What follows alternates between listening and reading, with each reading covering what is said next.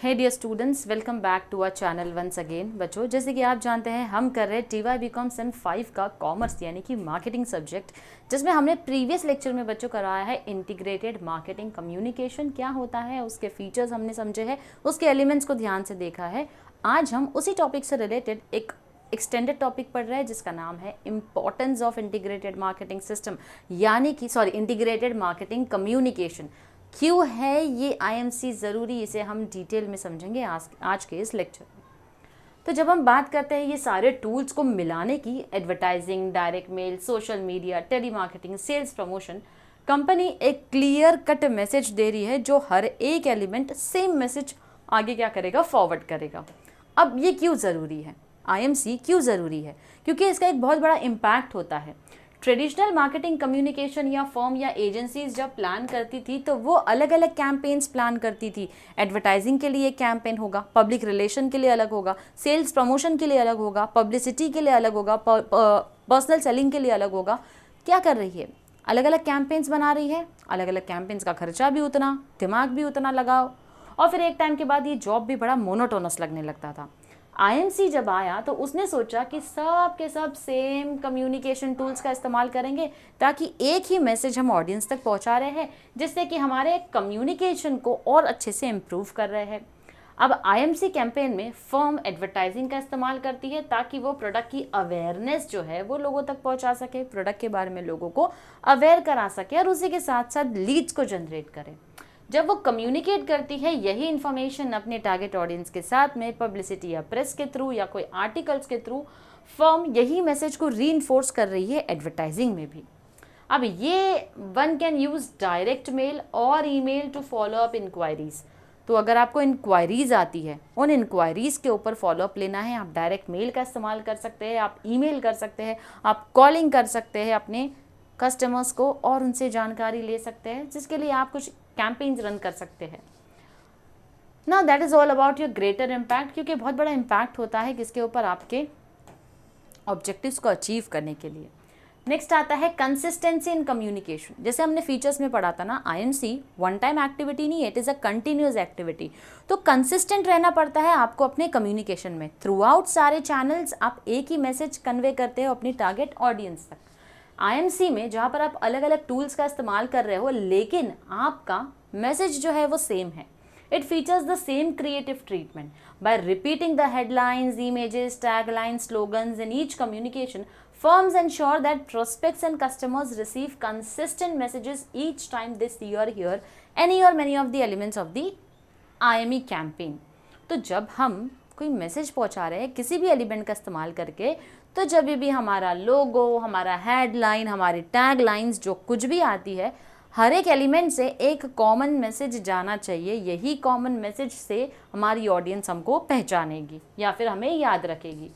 Consistency होना ज़रूरी है कम्युनिकेशन में, क्योंकि यही रीइंफोर्स करती है बेसिक IMC कैंपेन को।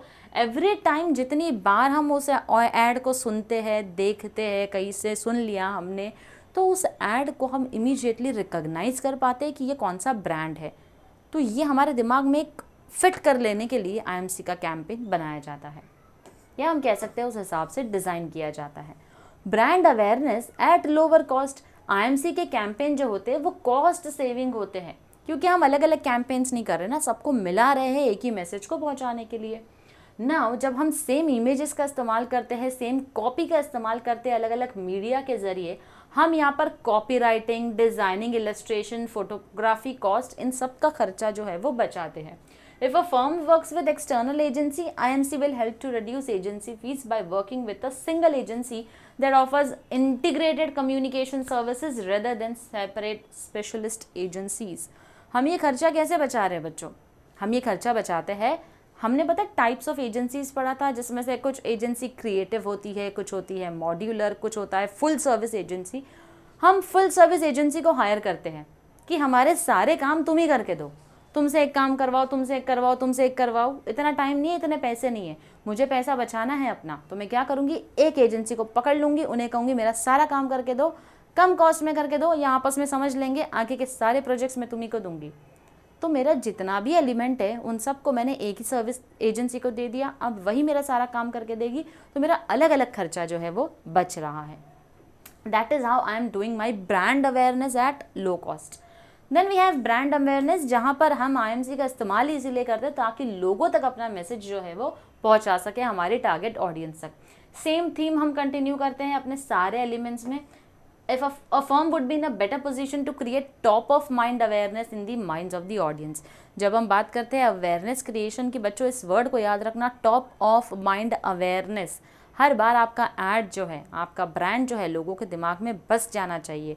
अगर कहीं पर आपकी टैगलाइन देख ली, कहीं पर आपका लोगो देख लिया, कहीं पर कोई स्लोगन देख लिया, या फिर उन्होंने कोई जिंगल्स सुन लिए, तो इमीडिएटली याद आना चाहिए वॉशिंग पाउडर निरमा, तो ये निरमा का ऐड है. तो इस तरीके से जिंगल्स के थ्रू हमें अपना जो ब्रांड है वो याद आ जाता है. इसे कहते हैं top of the mind awareness. अगर मैं कभी सोच रही हूँ यार मुझे डिटर्जेंट पाउडर खरीदना है अपने कपड़े धोने के लिए, कौन सा जाऊँ लेने के लिए, ध्यान में ही नहीं आ रहा है, सर्फ एक्सेल ने, एरियल ने इतना प्रमोशन कर रखा है कि मुझे तुरंत रिफ्लेक्ट हो जाएगा, मुझे यही खरीदना है.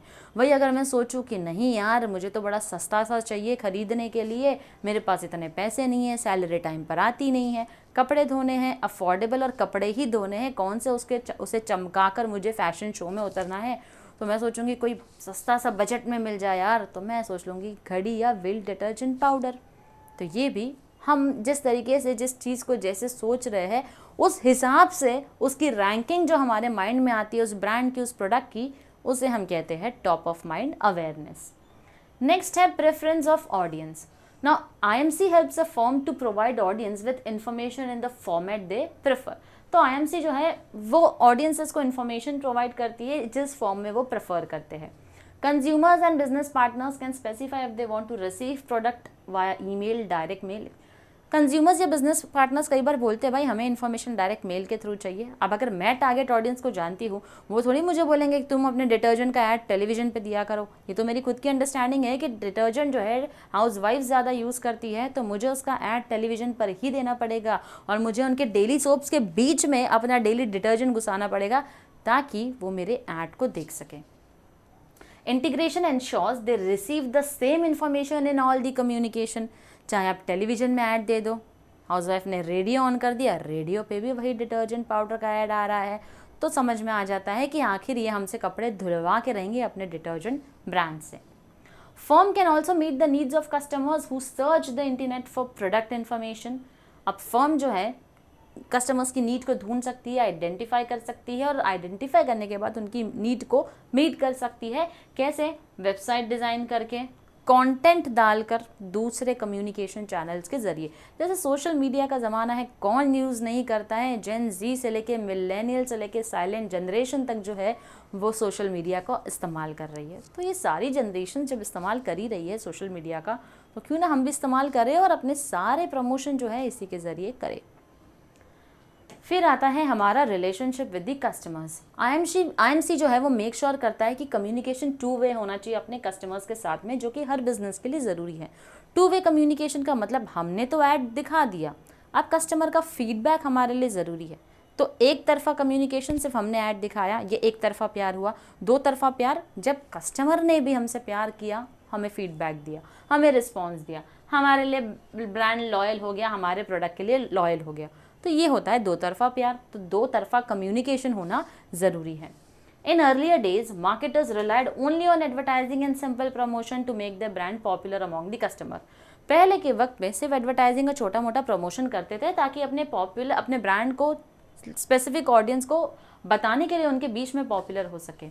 Nowadays, on account of stiff competition, marketers need to promote their brands by effectively integrating relevant marketing tools for better results and increased productivity. लेकिन क्योंकि कंपटीशन का ज़माना है, कंपटीशन बड़ा ही स्टिफ है मार्केट में, तो हमें ये अलग अलग एलिमेंट्स का इस्तेमाल करना पड़ेगा. IMC जो है एक यूनिफाइड मैसेज देता है अपने कस्टमर्स को, एक कॉमन मैसेज, चाहे वो एडवर्टाइजिंग के थ्रू हो. अब वो एडवर्टाइजिंग टीवी में आए, न्यूज़पेपर में आए, मैगजीन में आए, जर्नल में आए, फलाना ढिमका कहीं पर भी आए, एक ही मैसेज है जो कि ऑडियंसेस तक हमको पहुंचाना है. अब वो हमारा एडवर्टाइजिंग ऑब्जेक्टिव क्या है, कम्युनिकेशन ऑब्जेक्टिव क्या है, वो डिपेंड करता है जो हमने as a brand, as a corporate decide किया है. Next is time saving. IMC बहुत सारा वक्त बचाता है मार्केटिंग फर्म और एजेंसी का. जैसे पहले अलग अलग कैंपेन्स रन करने पड़ते थे, अब सबको मिलाकर एक कॉमन कैंपेन हम रन करते हैं. वही थीम, वही डिज़ाइन, वही हेडलाइन जो है वो हर थ्रू आउट हम लोग यूज़ कर रहे हैं, कहीं पर कुछ चेंज नहीं कर रहे हैं। इसीलिए हमारा ना तो सिर्फ वक्त बच रहा है, उसी के साथ साथ हमारे पैसे भी बच रहे हैं। ट्रेडिशनल कम्युनिकेशन में क्योंकि अलग अलग कैंपेन्स थे, इसलिए ये पॉसिबिलिटीज़ नहीं हुआ करती थी। सबके लिए अलग अलग थीम बनाओ, अलग अलग क्रिएटिविटी का इस्तेमाल करो, लेकिन यहाँ पर सब कॉमन रखो, सब स्टैंडर्ड रखो, हर एक एलिमेंट के लिए कॉमन होना चाहिए। देखो ब्रांड का नाम तो वही है, तो वही जाएगा, चाहे आप टीवी पे करो, रेडियो पे करो, न्यूज़पेपर पे करो, नाम तो वही रहने वाला है। उसी के साथ साथ आपकी लोगो, आपके डिज़ाइन, आपके ब्रोशर्स, आपके कलर्स, आपके थीम स्टाइल, फॉन्ट साइज़, सब कुछ वही रहेगा। तो इसी कॉमन एलिमेंट्स को हर जगह डिस्प्ले करो, इससे आपका टाइम बचता है, आपका पैसा बचता है, और आप इम्पोर्टेंट चीज़ों के ऊपर फोकस कर सकते हैं जिसकी ऑर्गेनाइजेशन को ज़रूरत है actually. Then we have competitive advantage. IMC can help a company to gain competitive advantage in the market. Competitors के ऊपर एक advantage मिलता है क्योंकि आप यूनिफाइड मार्केटिंग कम्युनिकेशन का इस्तेमाल कर रहे हो, अलग अलग इनोवेटिव एलिमेंट्स का इस्तेमाल करते हो, ताकि इसका इम्पैक्ट बायर के बाइंग बिहेवियर के ऊपर पड़े। कंज्यूमर्स जो है वो ब्रांड को फेवरेबल ज़्यादा मानते हैं, या फेवरेबल हो जाता है वो ब्रांड उनके लिए जो बार बार उनकी आंखों के सामने आता है क्रिएटिविटी और इनोवेशन लेकर। देखो कुछ एड्स होते हैं जो इरिटेटिंग भी होते हैं, हमें नहीं पसंद होता है। खाना खाते वक्त हार्पिक का ऐड दिखाते रात के 10 बजे, तो हमें ऐसे ऐड इरिटेटिंग लगते हैं। एक तो अच्छा डेली सोप चल रहा है, उसे देखते देखते हम खाना खा रहे हैं और अचानक से हार्पिक वाला आ जाता है, हार्पिक लेकर बाथरूम धोता हुआ, तो खाते वक्त किसको वो ऐड उस टाइम पर स्पेसिफिकली अच्छा लगेगा। तो ऐसे एड्स जो होते हैं वो थोड़े से इरिटेटिंग हो जाते हैं हमारे लिए, क्योंकि ये बार बार रिपीट होते हैं, राइट। तो ऐसे इरिटेटिंग एड्स भी नहीं होने चाहिए, otherwise competitor will gain an advantage over you. If you want to gain an advantage over competitor, identify the elements, identify your target elements, then make sure कि ये टारगेट ऑडियंस है या आपकी जो एलिमेंट्स है वो मैच होते हैं या नहीं होते हैं। फिर अपने स्टैंडर्ड टाइम प्रेफरेंसेस सेट करके अपने एड्स को डिस्प्ले करो। ऑडियंस का ट्रस्ट जीतना बहुत ही ज़रूरी है। ट्रेडिशनल कम्युनिकेशन में क्या होता था, ऑडियंस बड़ी सेप्टिकल होती थी और कहीं ना कहीं ये एडवर्टाइजिंग, डायरेक्ट मेल, सेल्समैनशिप का इस्तेमाल किया करते थे अलग अलग तरीके से। इसीलिए ऑडियंस का ये व्यू था कि statement made in advertising are deceptive and they lose faith in trust in advertising. उन्हें लगता था यार यहाँ पर कुछ बोल रहा है, वहाँ पर कुछ बोल रहा है, वहाँ पर कुछ बोल रहा है, ज़रूर ये कोई तो धोखा देने वाली कंपनी है जो हमें धोखा देने वाली है, ये हमारा भरोसा तोड़ने वाली कंपनी है। एक तो हम इंडियंस भरोसा जल्दी करते हैं, और दूसरा कि हम इंडियंस के भरोसे भी जल्दी तोड़े जाते हैं। तो हमें कहीं ना कहीं ये होशियारी आ गई हमारे अंदर धोखा खा खा के कि अब अच्छा भी इंसान मिल जाए तो हम सोचते धोखा ही देने वाला है, वैसे ही अच्छा भी ब्रांड आ जाएगा तो हमें लगेगा धोखा ही देने वाला है, एक ब्रांड से ऑलरेडी धोखा खा चुके हैं। However, in case of IMC, audience may trust advertising as it is integrated with other elements of IMC. लेकिन IMC के बारे में अगर हम बात करें तो ऑडियंस एडवर्टाइजिंग पे ट्रस्ट करती है। क्यों? वही नाम, वही ब्रांड, वही लोगो, वही डिज़ाइन, वही कलर आप हर जगह यूज़ कर रहे हो, तो हाँ भाई ये कुछ गलत नहीं कर रही है। वो परसेप्शन अलग अलग होता है ना हमारा।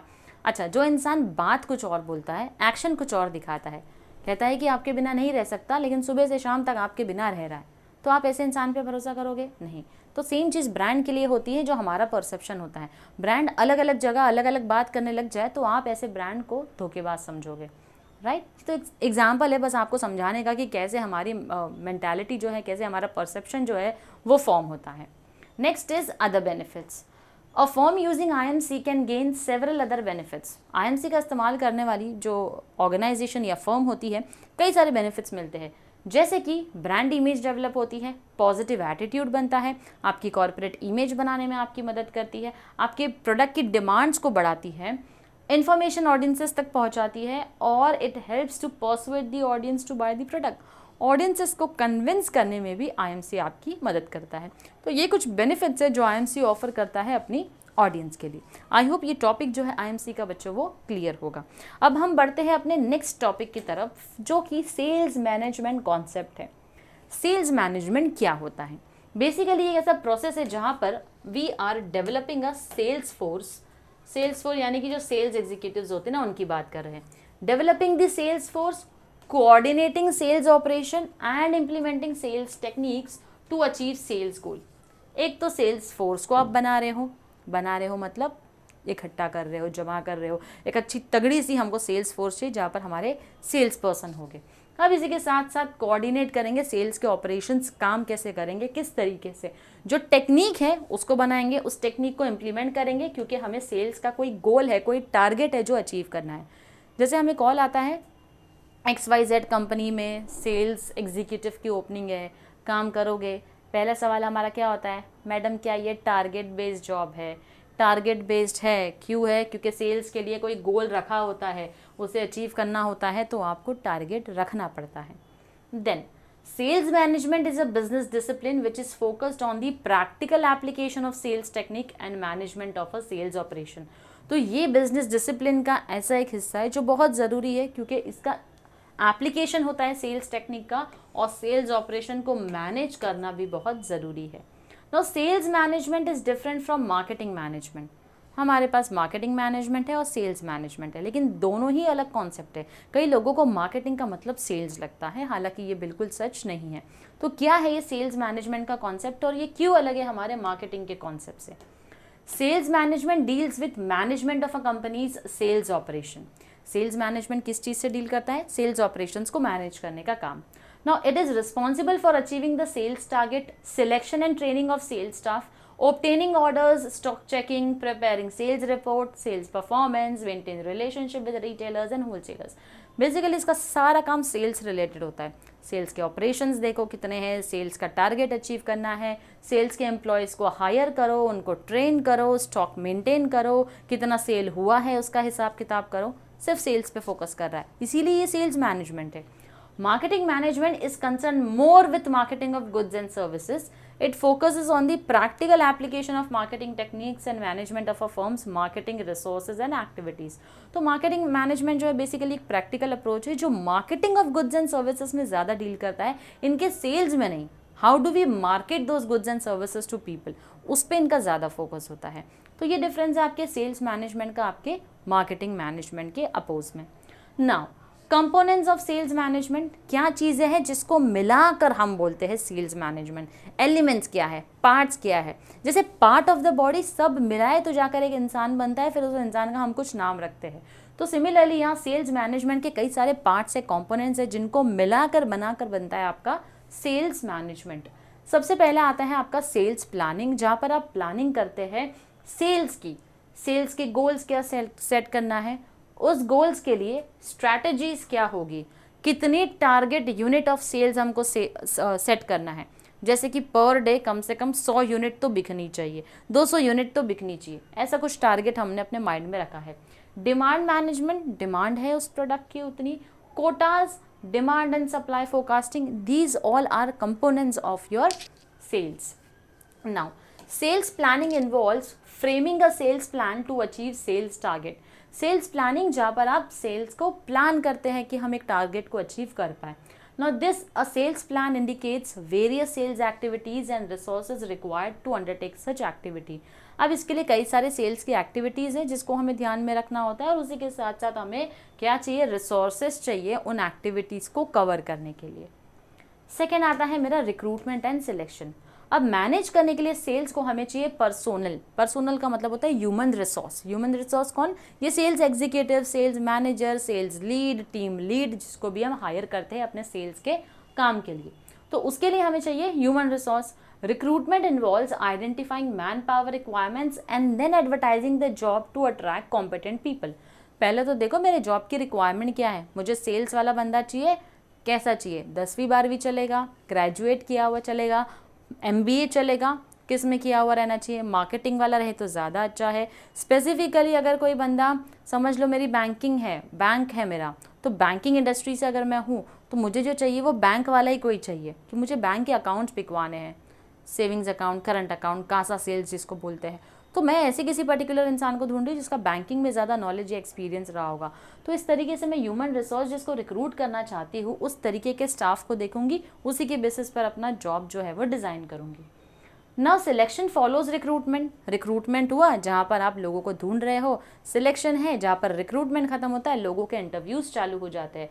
सिलेक्शन एक ऐसा प्रोसेस है जहाँ पर आप सही इंसान को सही जॉब के लिए ढूंढते हो, कई सारे एम्प्लॉयमेंट टेस्ट रखते हो, इंटरव्यूज रखते हो, ताकि हम सही सेल्स पर्सनल को सिलेक्ट कर सके। सेल्स में सबसे, इंटरव्यू में सबसे कॉमन सवाल तो आप जानते ही हो, ये पेन रखी है, ये पेन मुझे बेच कर दिखा दो। तो बस उस तरीके के इंटरव्यूज़ जो होते हैं वो इसीलिए होते हैं ताकि देख सके आपकी सेलिंग स्किल कितनी अच्छी है। Now, for instance, aptitude test is conducted to find out the aptitude towards selling. Aptitude test रखा जाता है तो पता चलेगा कि कितना अच्छा aptitude है इसका सेलिंग की तरफ।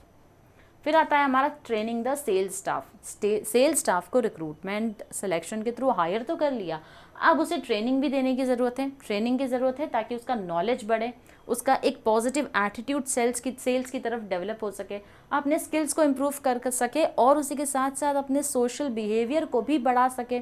कैसे सोशल बिहेवियर, यानी लोगों से कैसे बात करनी है, कैसे उठना है, बैठना है, कितना डिस्टेंस मेंटेन करना है अपने कस्टमर्स के साथ में, अपने नॉलेज से, अपने कन्विंसिंग स्किल से कैसे कस्टमर्स को पर्सुएट करना है, ये सारी चीज़ें आपको उनको ट्रेनिंग में सिखानी है। Then placement of employees. Placement का मतलब you are fitting the right person at the right place of work. Proper placement makes employees work with commitment and dedication. हो गया तुम्हारा ट्रेनिंग पीरियड खत्म, फाइनली प्लेस्ड हो गए हो कंपनी में, अब काम करना तुमको शुरू करना है। Now placement brings job satisfaction to employees and thus it generates higher efficiency of the organisation. सही तरीके से अगर आपने अपने ऑर्गेनाइजेशन में अपने सेल्स एम्प्लॉयज़ को प्लेस किया है, उनका मोरल बूस्ट होगा, कॉन्फिडेंट होंगे और अच्छा भी लगेगा कि आप उनको ट्रस्ट करते हो। They will be satisfied with their job. Ultimately when they are satisfied, they are performing excellent. When they are performing excellent, your organization will perform excellent. Now it is to be noted that when employees get job satisfaction, they work with greater commitment and greater commitment leads to greater effort. जैसे मैंने कहा, employ अगर satisfied है, best देगा अपना काम, best करेगा, अपने आप वो बेस्ट रिजल्ट मिलेगा। बेस्ट रिजल्ट अगर उसका अच्छा है तो मेरी अल्टीमेटली ऑर्गेनाइजेशन का रिजल्ट इम्प्रूव हो रहा है। Now, greater effort on the part of employees leads to higher performance. Greater performance यानी कि performance उसकी अच्छी है, हाई परफॉर्म कर रहा है, अल्टीमेटली रिवॉर्ड्स मिलेंगे उसको। ये रिवॉर्ड्स जो उसको मिल रहे हैं, वापस से वो अपने जॉब से सेटिस्फाइड रहेगा। Then we have performance appraisal, जहाँ पर there is a need to conduct performance appraisal of the employees. Employees का परफॉर्मेंस अप्रेजल होना ज़रूरी है। एक सिस्टमैटिक डिस्क्रिप्शन होता है एम्प्लॉयज़ के job relevant, strength and weaknesses का। कई सारे मेथड्स जो है वो अपनाए जाते हैं परफॉर्मेंस अप्रेजल में, which can be used such degree appraisal, bell shaped curve method, ranking method, rating method. तो basically 360 degree performance appraisal method होता है। ये कई सारे मेथड्स है जो कि परफॉर्मेंस अप्रेजल में यूज़ होते हैं। एम्प्लॉयज़ जिनको हायर रैंक मिलता है या स्कोर मिलता है, वो मोटिवेट होते हैं, उन्हें मोटिवेट किया जाता है, उन्हें प्रमोशन मिलता है। वहीं पर एम्प्लॉयज़ जिनको लोअर रैंक मिलते हैं, या तो उन्हें ट्रेनिंग दी जाती है अपने इम्प्रूवमेंट के लिए, या तो उन्हें ट्रांसफ़र किया जाता है, या फिर अगर वर्स्ट परफॉर्मेंस रही होती है तो हम उन्हें टर्मिनेट करते हैं, अपने ऑर्गेनाइजेशन से टाटा बाय बाय कर देते हैं। Then motivating the sales staff. अब अपने सेल्स स्टाफ को मोटिवेट करना ज़रूरी है, क्योंकि मोटिवेशन एक बहुत ही इम्पॉर्टेंट एलिमेंट है। Now, it is an important element of sales management and it acts as stimulating the employees to enhance their performance. तो मोटिवेशन जो है एम्प्लॉयज़ की हेल्प करता है कि अपनी परफॉर्मेंस को और ज़्यादा इम्प्रूव करें। अब मोटिवेशन दो टाइप के हो सकते हैं, या तो आप मॉनेटरी इंसेंटिव्स दे दो, उनको पैसे दे दो, पे बढ़ा दो, बोनस दे दो। नॉन मॉनेटरी इंसेंटिव्स दे दो, अप्रिशिएट करो उनके काम के लिए, वर्किंग कंडीशंस अच्छी दे दो, वेलफेयर फैसिलिटीज़ बढ़ा दो। सारी फैसिलिटीज़ अच्छी दे दो तो वर्कर क्यों, एम्प्लॉयज़ क्यों तुम्हारे लिए काम नहीं करेंगे। डेफिनेटली डेडिकेशन के साथ 100% आपको रिजल्ट भी देखने मिलेगा जब आप मॉनेटरी इंसेंटिव्स के साथ साथ नॉन मॉनेटरी इंसेंटिव्स के ऊपर भी फोकस करते हो। Then we have monitoring sales performance. Now there is a need to monitor the sales performance product wise, area wise, period wise and team wise. तो अलग अलग तरीके से आप उनकी परफॉर्मेंस को मॉनिटर कर सकते हो, सेल्स परफॉर्मेंस को मॉनिटर कर सकते हो। आपने टारगेट सेट किया, टारगेट को इम्प्लीमेंट किया, मेजर किया परफॉर्मेंस। जो मैंने टारगेट सेट किया, मंथ में मैंने सोचा था कि मेरी सेल्स जो होनी चाहिए वो 1 लाख यूनिट्स हो जानी चाहिए। क्या मंथ एंड में 1 लाख यूनिट्स सेल हुआ है? नहीं हुआ है तो क्यों नहीं हुआ है आप मेजर करोगे, आप दोनों परफॉर्मेंस को कंपेयर करोगे, गैप को फाइंड आउट करोगे और उस गैप को फिल करने के लिए करेक्टिव मेजर्स लोगे और बाद में करेक्टिव मेजर्स लेने के बाद भी आप देखोगे फॉलोअप लेकर कि अब गलतियां सुधारने के बाद जो टारगेट अचीव किया था वहाँ तक हम पहुँच पाए हैं या नहीं। तो ये आपका सेल्स परफॉर्मेंस मॉनिटर करने का तरीका होता है। Then you have sales reporting, जहाँ पर key performance indicators are used in determining the effectiveness of workforce. Key performance indicators KPIs जिसको हम कहते हैं, कौन सा ऐसा specific area जहाँ पर आपकी performance better है। Sales report is usually drawn by sales manager on the basis of inputs provided by the subordinates. तो sales report usually sales manager generate करते हैं, कौन से basis पर, जो भी input उनको subordinate से मिली हो। अब ये sales reporting जो होती है ये product wise होती है, कौन सा प्रोडक्ट बिका है सबसे ज़्यादा, फिर होती है एरिया वाइज, कौन से एरिया में प्रोडक्ट सबसे ज़्यादा बिका है, पीरियड वाइज, कौन से ड्यूरेशन में, कौन से डेज में, कौन से मंथ में, कौन से वीक में सबसे ज़्यादा ये प्रोडक्ट बिका है। Now sales reports are used for monitoring और controlling sales target and also for the purpose of future planning. तो सेल्स रिपोर्ट हम इसीलिए बनाते हैं और इसीलिए इसका इस्तेमाल करते हैं ताकि कल की जो प्लानिंग करनी हो हमको, कल की यानी कि फ्यूचर की जो प्लानिंग करनी हो वो आज के सेल्स रिपोर्ट से हम क्या करेंगे, प्लान आउट करेंगे। इसीलिए हम इस्तेमाल करते हैं सेल्स रिपोर्ट का। तो यहाँ पर बच्चों हमने पढ़ा है सेल्स मैनेजमेंट के बारे में। नेक्स्ट जो हमारा लेक्चर होगा बच्चों वो होगा इमर्जिंग ट्रेंड्स इन सेलिंग। तो यहाँ के लिए आज का हमारा लेक्चर कंप्लीट होता है। मिलती हूँ आपसे अपने नेक्स्ट सेशन में। Till then stay tune to our channel. Thank you very much.